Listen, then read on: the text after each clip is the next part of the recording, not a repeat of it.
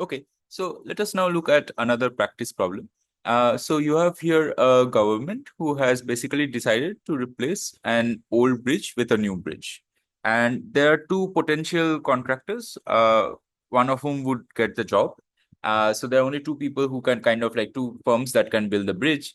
The government unfortunately does not know exactly what it would cost either of the contractors to do this job.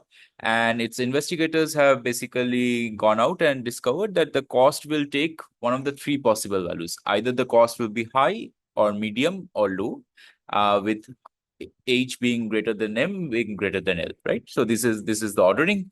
The government does not know what is the actual cost of these contractors, but it does know that it will take one of these three possible values, right? So they have determined that each of these three possible values are equally likely for each of the contractors. So what that means is that for each contractor, the probability is 1 by 3 that that contractor's cost is H, the probability is 1 by 3 that the cost is M, and the probability is 1 by 3 that the cost is L. And the probability distribution of cost is independent between the two contractors, right? So just because one particular contractor has a actually cost of M does not mean that the other that will give us information about what the other contractor's cost is, right? So that's what the standard definition of independence is. Okay. Now, what is the information that is known to each of the contractors? So each of the contractors knows its own cost, but thinks that the other's cost is going to be equally likely to be HM or L, right? So you have got basically perfect information within the contractor about its cost, but not across the cost. So the same amount of information is there in the government and and the other contractor, right? Okay. And the government is finally confident that the contractors are not going to collude in any of the mechanisms that they come up with. Okay. So let's first consider what was the advice of a specially appointed advisor. So the advisor who is well trained in game theory and in economics advises the government to accept the following strategy, that to accept seal bids from the two contractors. So the contractors have to write down it within bids without showing it to the other parties what their cost is, right? Whether it is high, medium, or low. Okay. And that will be the bid. And then the government should basically announce the contract will go to the person with the lowest bid, but will pay that bidder an amount which is bid by the other contractor, right? So this is the scheme. And if you kind of like see, it's actually kind of like very similar to the Vickrey scheme that we have, but it has been flipped around, right? So remember, in the Vickrey scheme, the idea was like you would pay to the highest bidder, but that person has to pay the second lowest price. So here you are going to give the contractor to the person with the lowest bid, but you are going to pay him the second lowest price, right? That is the idea. Okay. You can actually do the argument in a similar way as we did in this seal bid second price auction. I encourage you to go through the argument, and you can show that here actually it is in each party's interest to bid the true valuation. It's exactly the same argument, but the things are kind of like setting is a bit different. So this is a good practice for you to actually do that, right? So in this problem, let us take that for granted that results holds, that in this kind of like a seal bid equivalent of seal bid second price auction, then the contractors would find it in their interest to bid the true valuation. And let us do calculations on the basis of that. Okay. So suppose the government uses this bidding mechanism suggested by this special advisor. We want to find out what's the expected cost to the government under this mechanism. Okay. So before we do that, we are going to answer some preliminary questions. In this case, what is the probability that the government will have to pay L, or what is the probability that the government will have to pay H, or what is the probability that the government will have to pay M, right? So we need an answer to these three questions. Once we have an answer, then it becomes easier for us to answer the fourth question, which is what is the expected cost to the government under this mechanism. So at this point, I encourage you to pause the video for a bit, think about how to answer these questions, and then we'll proceed. Okay, so let's answer the first question. What is the probability that it will have to pay L? So the government will have to pay L only in the case where both of the contractors are bidding L, right? And this is going to happen with probability 1 by 9, because this will happen only if both of the contractors actually have the low cost, right? So which happens only in one of the 9 cases, right? Okay, what's the probability that government will have to pay H? So the government will have to pay H if you have got at least one of the two contractors having a cost of H, right? So consider the following cases. So if both of them have cost H and H, then the government will have to pay H. If the first firm has a cost of H and the other firm has a cost of M or L, then the government has to pay. Similarly, if the second contractor has a cost of H, but the first contractor has a cost of M or L, then the government has to pay H, right? So in each of these 5 cases out of the 9 possible cases, the government has to pay H. So then that means that the probability that the government has to pay H, this is going to equal 5 by 9. Okay. Finally, what's the probability that the government will have to pay M? So you can subtract out the other cases. So the answer is going to be 1 minus 1 by 9 minus 5 by 9. So you end up getting 3 by 9 from there, or equal to 1 by 3. Okay, now that we have these 3 probabilities, we know that this is the cost under these 3 cases. And therefore, now we can calculate what's the expected cost. So the expected cost is going to be L multiplied by the probability it will have to pay L. So L by 9 plus H multiplied by the probability it will have to pay H. So 5H by 9. And finally, M multiplied by the probability that it will have to pay M. So M multiplied by 1 by 3. So this is the expected cost under this scheme. Okay. Now, there is now an audit of what the government has been doing, and the auditor comes in and says that this mechanism doesn't make sense, right? Why is it the case that somebody has bid a certain amount and you are asking this person to actually, or you're paying this person actually a higher amount, right? Why are you overpaying? So based on kind of like your knowledge of game theory, suppose that the auditor now comes in and says that the government should actually be paying the lower of the 2 bits rather than the higher of the 2 bits. What do you think is the potential complication? On surface, this seems reasonable, right?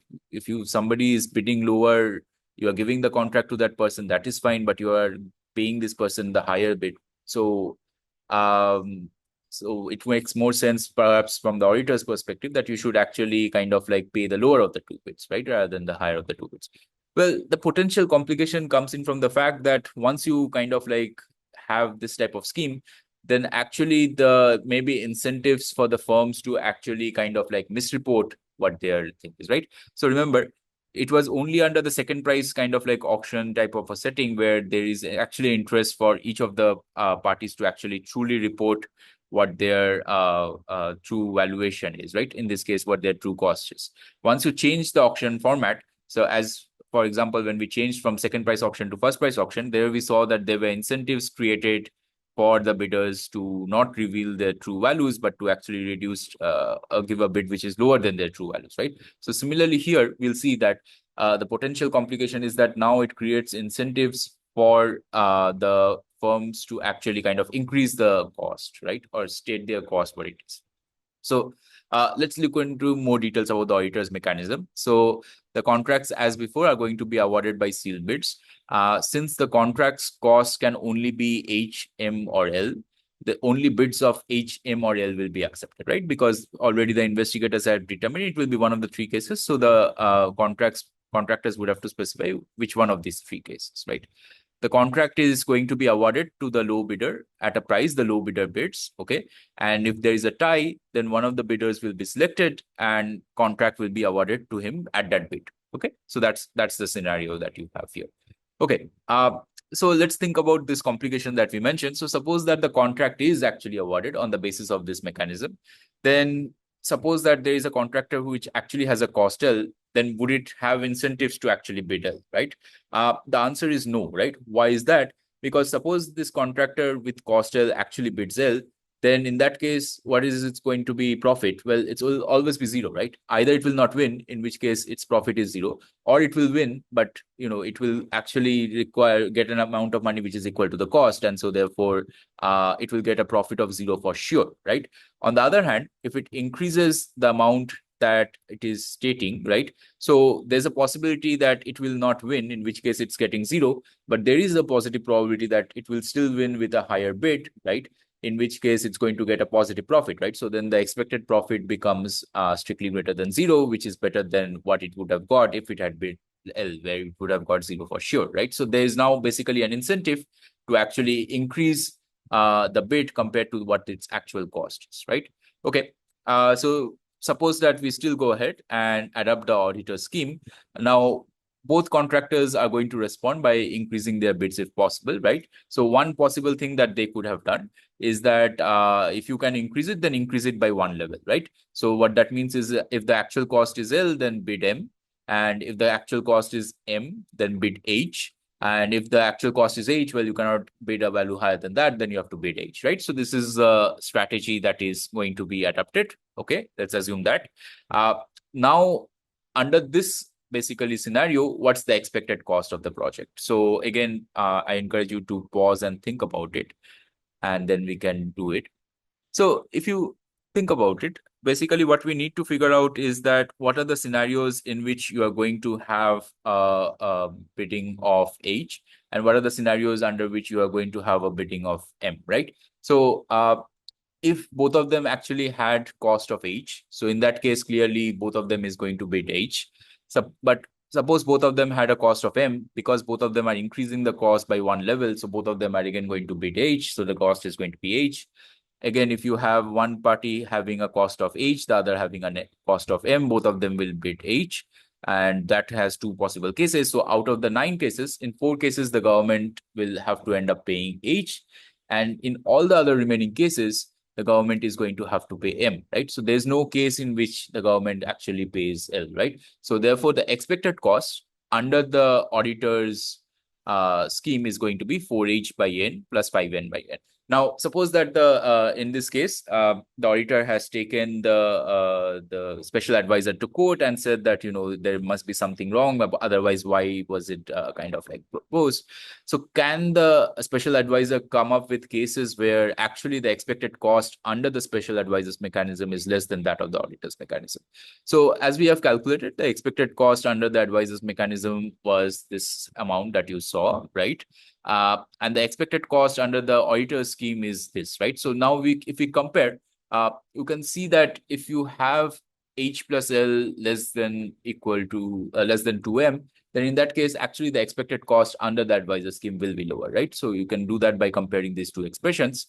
And is this possible given the restrictions is that? Remember, the only restriction that we had was that we had said that H is strictly greater than M, strictly greater than L. So can we still have this actually holding? The answer is yes, right? So consider this case where H equal to 10, L equal to 4, and M equal to 8. So you can clearly see that H is strictly greater than M is strictly less than L. So H plus L here is 14, but 2M is 16. So in this case, if you do the calculations of the expected cost, what you will find is that the advisor scheme actually results in a lower expected cost, right? So then the advisor can actually kind of like give counter examples saying that, his scheme actually, the government ended up paying less money in expectation, right? So that's, I think, one of the purposes of this type of behavior, because whenever you are trying to think of a particular scheme, you have to take into account that the agents which are kind of like operating under that scheme are going to behave strategically. And that may lead to kind of like actually a more adverse effect by trying to kind of think of like more straightforward solutions if you do not take into account the strategic responses of the different participants in game theoretic sense.